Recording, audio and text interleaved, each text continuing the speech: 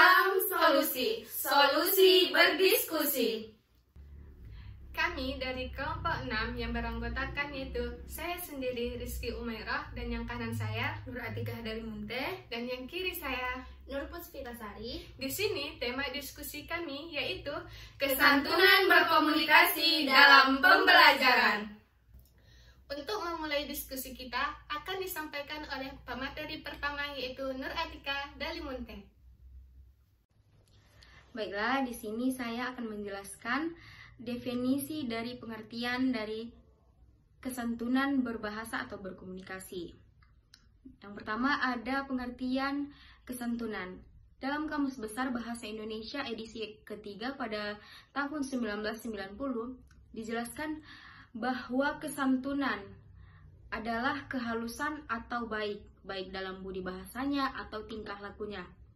Kesantunan, kesopan santunan atau etika adalah tata cara, adat, atau kebiasaan yang berlaku dalam masyarakat. Kesantunan ini merupakan aturan perilaku yang ditetapkan dan disepakati bersama oleh suatu masyarakat tertentu, sehingga kesantunan sekaligus menjadi prasyarat yang disepakati oleh perilaku sosial. Oleh karena itu, kesantunan ini biasa disebut juga dengan tata krama. Nah, selanjutnya ada kesantunan berbahasa. Menurut Chair pada tahun 2010, sebuah tuturan disebut santun kalau ia tidak terdengar memaksa atau angkuh. Nah, tuturan itu memberi pilihan tindakan kepada lawan tutur, dan lawan tutur itu menjadi merasa senang begitu. Nah, kesantunan berbahasa itu tercermin dalam tata cara berkomunikasi lewat tanda verbal atau tata cara bahasanya. Ketika kita berkomunikasi, kita tidak tunduk, kita tunduk pada norma-norma budaya yang tidak hanya sekedar menyampaikan ide yang kita pikirkan. Kemudian tata cara berbahasa itu harus sesuai dengan unsur-unsur budaya yang ada dalam masyarakat tempat hidup atau tempat yang kita dipergunakan suatu bahasa dalam berkomunikasi, yang apabila tata cara bahasanya seseorang tidak sesuai dengan norma-norma budaya, maka ia akan mendapatkan nilai negatif. Misalnya dituduh sebagai orang yang sombong, tak acuh, egois, tidak beradat, bahkan tidak berbudaya. Nah, oleh karena itu diharapkan pelaku tutur dalam bertutur dengan mitra tuturnya tidak mengabaikan prinsip sopan santun. Hal ini untuk menjaga hubungan baik dengan mitra tuturnya. Kesantunan dalam berkomunikasi itu sangat penting dalam pembelajaran. Oleh karena itu, di sini ada beberapa poin penting prinsip kesantunan yang perlu diperhatikan dalam konteks pembelajaran. Yang pertama itu menggunakan bahasa yang sesuai. Kita sebagai tenaga pendidik harus menggunakan yang tepat dan yang sesuai dengan pemahaman peserta didik kita. Usahakan kita menghindari penggunaan bahasa yang terlalu teknis atau yang susah dipahami oleh anak peserta didik kita. Kemudian poin kedua ada dengan mendengarkan dengan baik.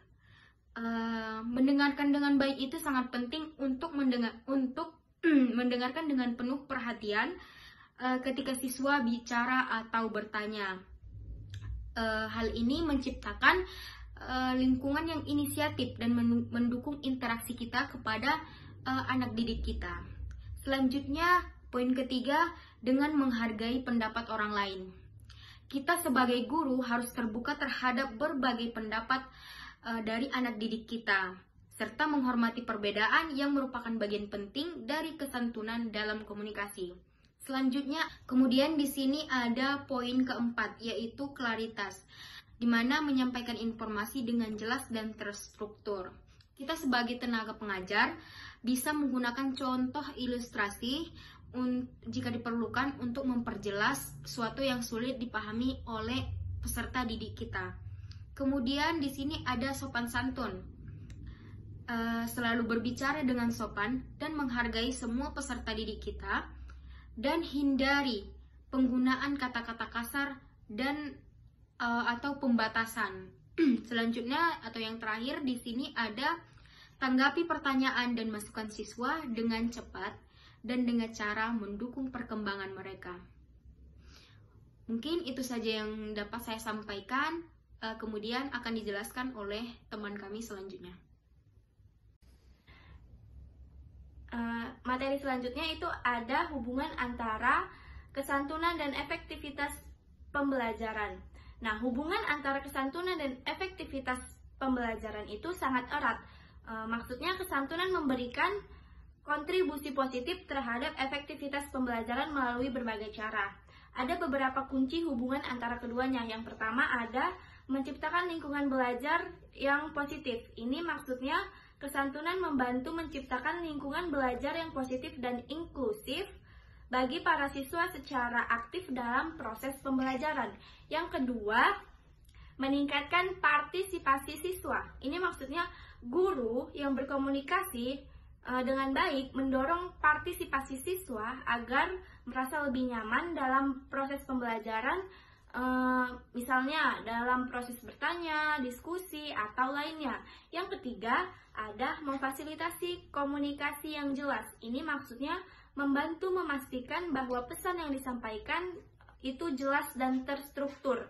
Guru yang menggunakan bahasa yang tepat akan membantu siswa memahami materi pembelajaran yang telah diberikan oleh gurunya. Yang keempat, ada mengurangi konflik. Di sini maksudnya dalam lingkungan yang ramah, konflik dan ketegangan di antara siswa dan guru itu dapat diminimalkan atau dikurangkan gitu. Yang kelima, ada meningkatkan kualitas hubungan guru dan siswa. Nah, di sini bila hubungan antara guru dan siswanya positif, maka siswa cenderung lebih terbuka terhadap gurunya sendiri. Yang keenam, ada penghormatan terhadap keanekaragaman. Maksudnya itu, kesantunan mencakup penghormatan terhadap perbedaan budaya, pandangan, dan latar belakang siswanya. Yang ketujuh, pembelajaran yang berkelanjutan. Di sini itu maksudnya lingkungan yang santun dapat merangsang pembelajaran yang berkelanjutan. Siswa yang merasa didukung dan dihargai cenderung untuk terus belajar dan berkembang. Yang kedelapan, ada peningkatan efektivitas instruksi. Nah, maksudnya itu guru yang berkomunikasi dengan santun lebih efektif dalam menyampaikan materi pembelajaran. Dengan demikian, kesantunan bukan hanya tentang etika komunikasi yang baik, tetapi juga merupakan faktor yang sangat penting dalam menciptakan lingkungan pembelajaran yang efektif. Nah, selanjutnya itu ada contoh praktiknya dalam proses pembelajaran. Di sini misal, guru bertanya kepada siswanya, nomor 9.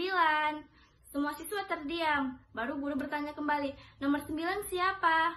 Tapi semua siswanya masih diam.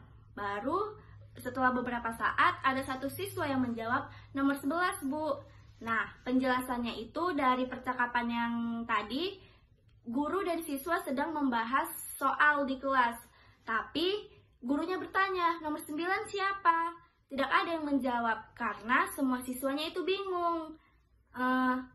Padahal, nomor 9 itu sudah dijawab, tapi gurunya lupa. Jadi, ada satu siswa yang meluruskan bahwa selanjutnya itu yang dibahas adalah nomor 11. Nah, sekian materi yang dapat saya sampaikan. Saya kembalikan kepada pemateri selanjutnya. Dampak diterapkannya kesantunan berkomunikasi dalam pembelajaran ini dampaknya sangat positif, dan dampak positif ini sangat signifikan, baik itu bagi siswanya ataupun bagi lingkungan dalam pembelajaran itu secara keseluruhan. Di sini ada beberapa dampak positif dari diterapkannya kesantunan berkomunikasi dalam pembelajaran. Yang pertama yaitu meningkatkan keterlibatan siswa dalam belajar. Ketika siswa itu merasa dihargai, didengarkan, maka mereka akan lebih cenderung untuk secara aktif dalam belajar. Mereka akan merasa nyaman untuk bertanya, berdiskusi, atau maupun untuk meluangkan pemikiran mereka dalam pembelajaran tersebut. Yang kedua yaitu untuk meningkatkan pemahaman materi. Ketika guru berkomunikasi dengan baik, dengan sopan, dengan jelas, maka dengan mudahnya siswa untuk memahami materi pembelajaran yang diberikan oleh si guru tadi. Sekian pemaparan materi yang telah kami sampaikan sehingga kami dapat menyimpulkan bahwa kesantunan berkomunikasi dalam pembelajaran ini sangat penting untuk menjaga cara berkomunikasi yang sopan, baik, dan hormat dan efektif saat berinteraksi dalam konteks pembelajaran.